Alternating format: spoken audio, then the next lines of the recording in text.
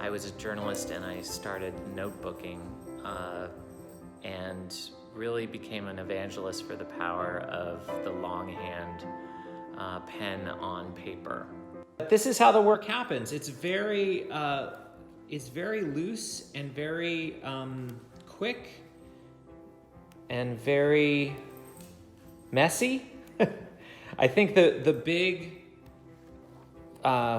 jump that I took when I started working this way is to get beyond, is it good or is it bad? Now, I use a Bic pen most of the time and then throw in some watercolor. To me, the heart of the work is still this sort of just get it down. Get it down. I've become a real believer in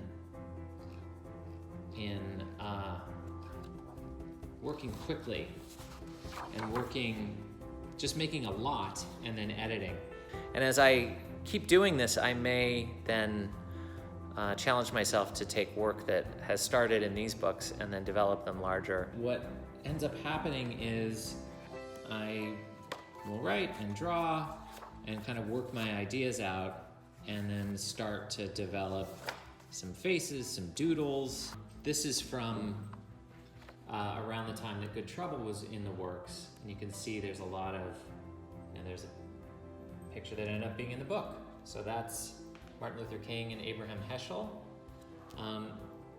So it's really, as you can see, it's a lot sketchier and a lot more loose and quick than I think a lot of artists work. And I'm trying to sort of challenge myself. Art has a way, and drawing has a way, and the response that I've gotten to the drawing and the art that I've made is so different. Faces and colors and form sort of have a way of circumventing and getting around our usual kind of rhetorical defenses. There's something sort of emotional and pre-verbal, obviously, about images that I think can be a lot more powerful. And so I try to kind of take those moments of emotion and personal reckoning and try to capture those in line and in color. It's sort of like a documentary, but rather than using a camera, I'm using a pen and some paintbrushes. So just learning those stories through this form that's a lot more approachable and a lot more immediate and a lot more intimate, I'm hoping to sort of elevate and amplify those stories. Hopefully, some of those images can motivate and work on people in very different ways than just words alone. So hopefully that's how I can make social change. This exhibit is work from the book Good Trouble.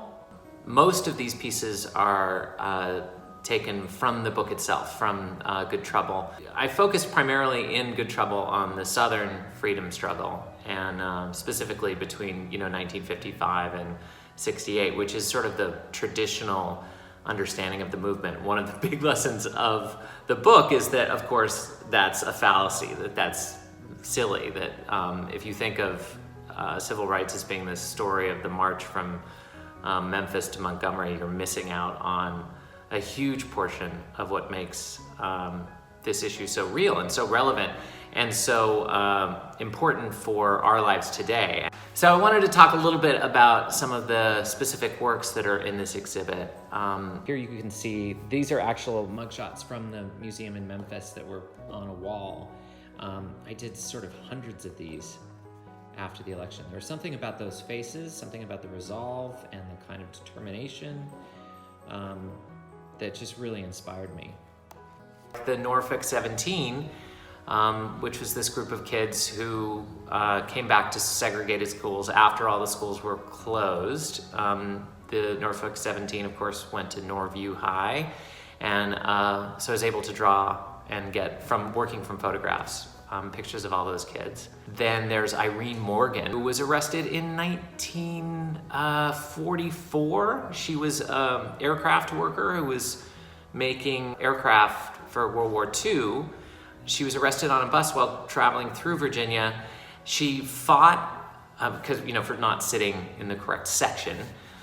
She fought the deputies and ripped their shirt and kicked them in the balls, which I thought was amazing.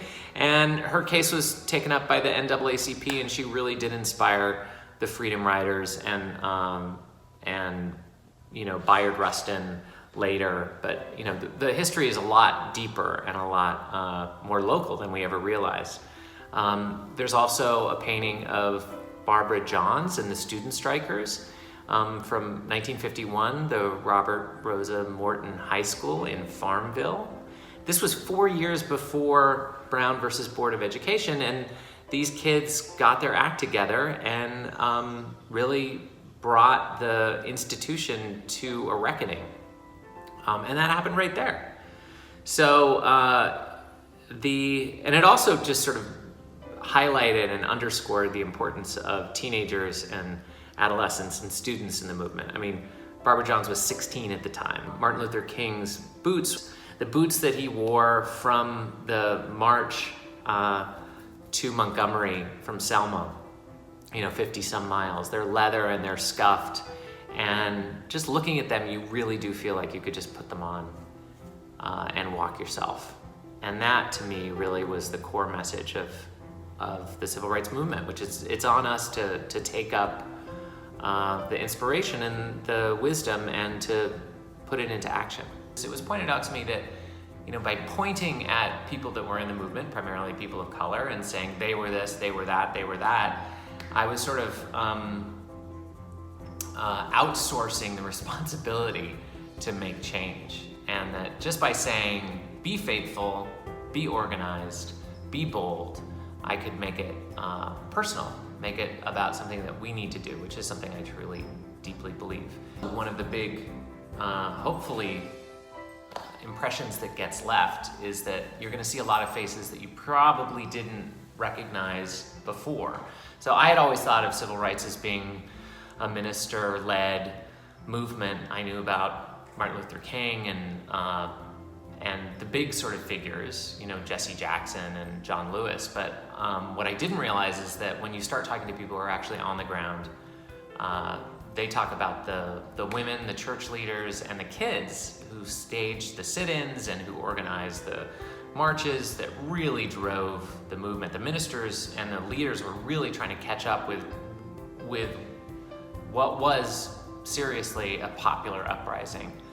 So you'll see a lot of those faces here, and you'll see a lot of, hopefully, stories that you didn't know about before that sort of illustrate how change happens through mass and sort of democratic means.